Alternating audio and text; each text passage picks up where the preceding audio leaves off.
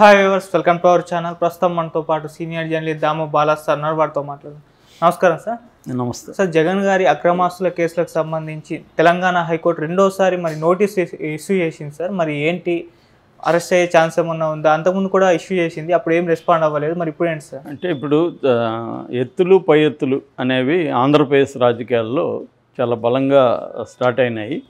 చంద్రబాబు కూడా ఒక రెట్టించిన ఉత్సాహం కావచ్చు, కసి కావచ్చు, తెలుగుదేశం శ్రేణుల్ని మళ్ళీ ఉత్సాహపరుస్తూ ఇటు వైసీపీకి సంబంధించి ఎట్లా ఆ ప్రభుత్వాన్ని ఇబ్బంది పెట్టాలో జగన్ని రివర్స్లో తన మీద కేసులు పెట్టాడు కాబట్టి జగన్ మీద ఉన్న కేసులను కూడా తిరగదోడించి జగన్ని కూడా జైల్లో పెట్టించగలిగితే అది కూడా తనకి అనుకూలంగా మారే అవకాశం ఉందని చంద్రబాబు కూడా ఎత్తులు వేస్తున్నట్టుగా మనకు అర్థమవుతుంది.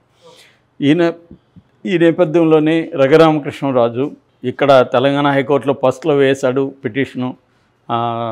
జగన్ కేసుల్లో విపరీతమైన జాప్యం జరుగుతూ ఉంది, తొందరగా ముందుకు తీసుకెళ్ళమని ఆయన సిబిఐకి ఈడీకి నోటీసులు ఇవ్వమని ఇక్కడ వేశారు. ఇక్కడేమో కొట్టేసింది, నీకు సంబంధం ఏందని. ఆయన అంత ఊరుకోలేదు, సుప్రీంకోర్టుకి వెళ్ళాడు. సుప్రీంకోర్టు అయితే నోటీసులు అయితే ఇష్యూ చేసింది, దాన్ని జనవరికి పోస్ట్పోన్ చేసింది.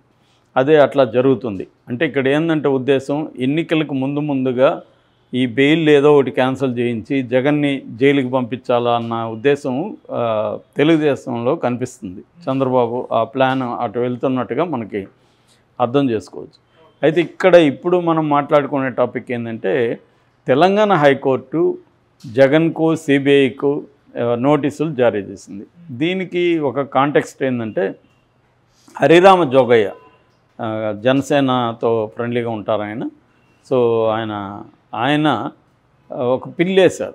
ఆ పిల్లి ఏంటంటే, తెలంగాణలో సిబిఐ కోర్టు ఇక్కడ ఉంది కాబట్టి ఇక్కడ సిబిఐ కోర్టు జగన్ కేసులకు సంబంధించి వాయిదాలు వేస్తూనే ఉంది.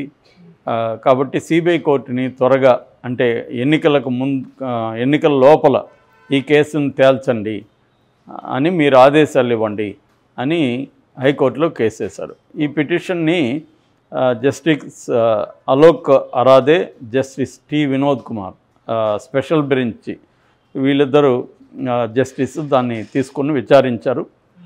ఆ విచారణలో ఈ లోపల ఏం జరిగిందంటే, సుప్రీంకోర్టులో అశ్విని కుమార్ ఉపాధ్యాయ versus union of India case వచ్చింది.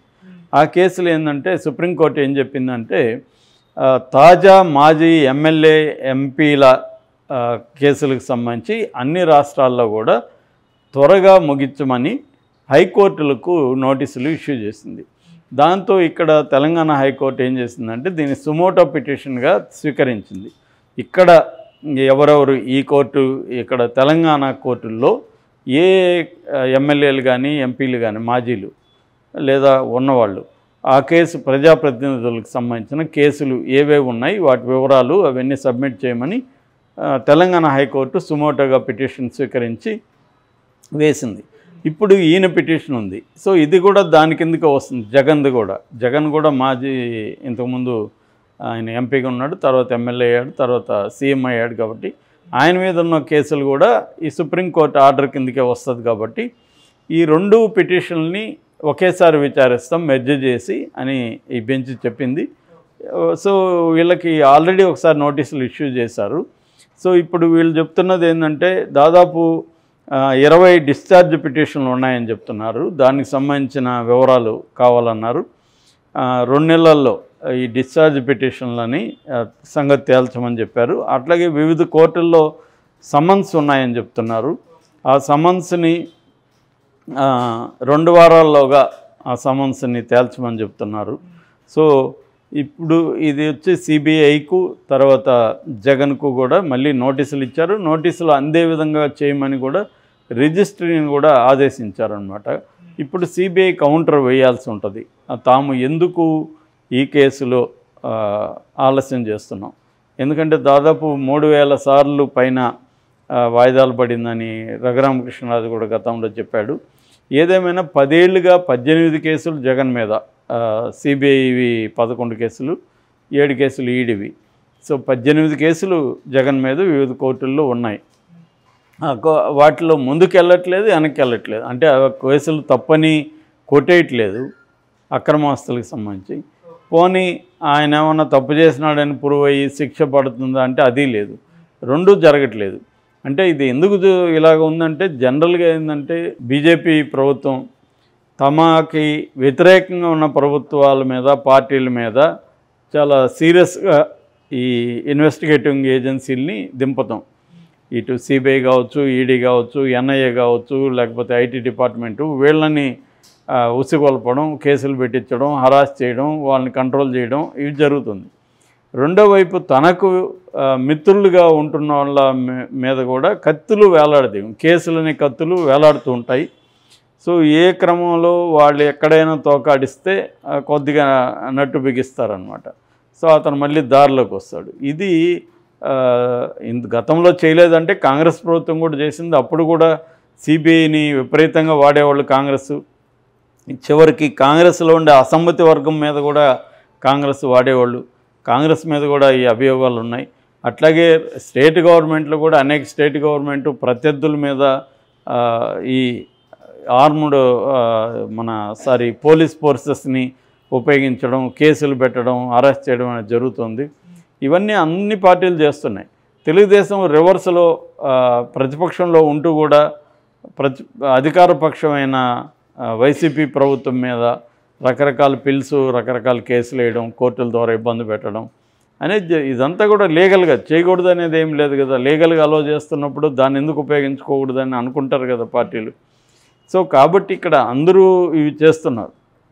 అయితే కోర్టుల్లో ఎందుకు ఈ కేసుల్ని సీరియస్గా తీసుకోవట్లేదు? నిజానికి ప్రజాప్రతినిధుల మీద విపరీతం కేసులు ఉన్నాయి. మొన్న పార్లమెంటు మీద లోక్సభ లోపల ఇద్దరు వెళ్ళి స్మోక్ ఇది వదిలి గొడవ చేశారు కదా. దానికి సంబంధించి ఒక కార్టూన్ కాదు, ఒక వీడియో వైరల్ అవుతుంది. అదేంటంటే ఒకడు దొంగతనం చేయాలని కత్తి తీసుకొని ఒక ఇంట్లోకి ప్రవేశించాడు. అక్కడ రూమ్లో అందరూ ఒక 10 మంది దాకా కూర్చున్నారు. వాళ్ళందరి దగ్గర హైఫై తుపాకులు ఉన్నాయి. వీడు షాక్ అయ్యాడు ఒకసారిగా లోపలికి. వీడి దగ్గర కత్తి తప్ప ఏమి లేదు. వీడు వాళ్ళని దోచుకుందామంటే వాళ్ళు ఇంకా క్రిమినల్స్గా ఉన్నారు. సో వీడు సైలెంట్గా వెళ్ళిపోతూ తలుపు ఫస్ట్ వెళ్ళిపోయాడు. మళ్ళీ తలుపు వేయకపోతే ఏమన్నా అంటారేమనుకొని తలుపు వేసేసి వెళ్ళిపోతున్నాడు. దీన్ని లోక్సభకి అన్వయించారు. అంటే వీళ్ళు వచ్చిన వాళ్ళకంటే అక్కడ లోక్సభలో ఉండే ఎంపీలు మోర్ క్రిమినల్స్ అని, వాళ్ళ మీద విపరీతమైన కేసులు ఉన్నాయి. వీళ్ళు క్రిమినల్స్ కాదు నిజానికి, వీళ్ళు స్టూడెంట్స్ లేకపోతే నిరుద్యోగులు. ఈ ప్రభుత్వం చేస్తున్న కొన్ని కార్యక్రమాల పట్ల వ్యతిరేకత ఉన్నవాళ్ళు, ముఖ్యంగా నిరుద్యోగం కావచ్చు, మణిపూర్ కావచ్చు, రైతుల ఆందోళన కావచ్చు, వీటి పట్ల సానుభూతి ఉన్న వాళ్ళు తప్ప వీళ్ళు క్రిమినల్స్ బ్యాక్గ్రౌండ్ వీళ్ళకేం లేదు. వీళ్ళు టెర్రరిస్టులు కాదు, క్రిమినల్స్ కాదు. కానీ పార్లమెంట్లో ఉండే ఎంపీలు అనేక మంది క్రిమినల్స్, వాళ్ళ కేసులు ఉన్నాయి, క్రిమినల్ కేసులు ఉన్నాయి. సో వాళ్ళు వీళ్ళని అందుకనే ఈజీగా పట్టుకోగలిగారు. వాళ్ళకేం సెక్యూరిటీ కూడా అవసరం లేదు, వాళ్ళే క్రిమినల్స్ కాబట్టి అన్న పద్ధతిలో కామెంట్స్ వస్తున్నాయన్నమాట. సో ఇందులో ఇది మామూలుగా జోక్ కానీ లేకపోతే కార్టూన్స్లో కొంత ఎగ్జాగరేషన్ ఉంటుంది, కానీ ఇది అయితే కొంత రియల్ పిక్చర్ని డిపిక్ట్ చేసినట్టుగా మనం అర్థం చేసుకోవచ్చు. సో కేసులు అనేవి ఒకటి ప్రతిపక్షం మీద అధికార పక్షం కక్షగట్టి కేసులు పెట్టడం కూడా జరుగుతుంది. అంత మాత్రాన వాళ్ళు క్రిమినల్స్ అని చెప్పలేము. ఎందుకంటే ఫర్ ఎగ్జాంపుల్ ఇక్కడ రేవంత్ రెడ్డి మీద 119 కేసులు ఉన్నాయని ఆయన చెప్పుకుంటున్నారు. ఇప్పుడు 2018 నుంచి సెకండ్ టర్మ్ వచ్చినాక. అంటే వీళ్ళు నిరాహార దీక్షలు చేసినా లేకపోతే రాస్తారోకోలు చేసినా ఇంకొకటి చేసినా కేసులు ఉంటాయి. అవి మనం పరిగణలోకి తీసుకోవాల్సిన అవసరం లేదు. ఎందుకంటే ప్రతిపక్షంలో ప్రజల తరపున వాళ్ళు పోరాడుతున్నారు కాబట్టి కేసులు ఉండొచ్చు. అట్లాగే ఇప్పుడు చంద్రబాబు మీద కూడా అనేక కేసులు జగన్ పెట్టాడు. ఏది అంగళ్ళు కేసు కావచ్చు, ఇంకోటి కావచ్చు. కానీ అవి కాకుండా అవినీతి కేసుల్లో కూడా కొన్ని కేసులు కావాలని ప్రభుత్వాలు ప్రతిపక్షాల మీద పెట్టడం అనేది జరుగుతుంది. సో ఏదేమైనా ఒకవేళ దొంగ కేసులైనా నిజం కేసులైనా కోర్టులు ఎందుకు త్వరగా వాటిని పరిష్కరించట్లేదు? ఇప్పుడు జగన్ దగ్గర తీసుకుంటే 10 ఏళ్ళుగా ఈ కేసుల్లో ముందుకెళ్ళట్లేదు, వెనక్కి వెళ్ళట్లేదు. 10 ఏళ్ళు ఈయన అధికారంలోకి వచ్చిన తర్వాత వాయిదాలకు వెళ్ళడం కూడా మానేశాడు. నాకు సీఎం కాబట్టి కాన్వాయ్ తీసుకురావాలి, ఇదంతా పెద్ద వ్యవహారం అని చెప్పి ఆయన మానేశాడు. సరే మానేసినప్పుడు వాళ్ళు ఏంటంటే టెక్నాలజీ డెవలప్ అయింది, డైరెక్ట్గా ప్రత్యక్షంగా ఉండాల్సిన పని లేదు. జైళ్ళలోనే చాలామంది ఖైదీలను జైల్లోనే ఉంచి వ్యవహరిస్తున్నారు. సో ఈ క్రమంలో ఎందుకు కోర్టులు ఇలా తీసుకోవట్లేదు అనేది పెద్ద ప్రశ్న. దాన్ని సుప్రీంకోర్టు సీరియస్గా తీసుకునింది.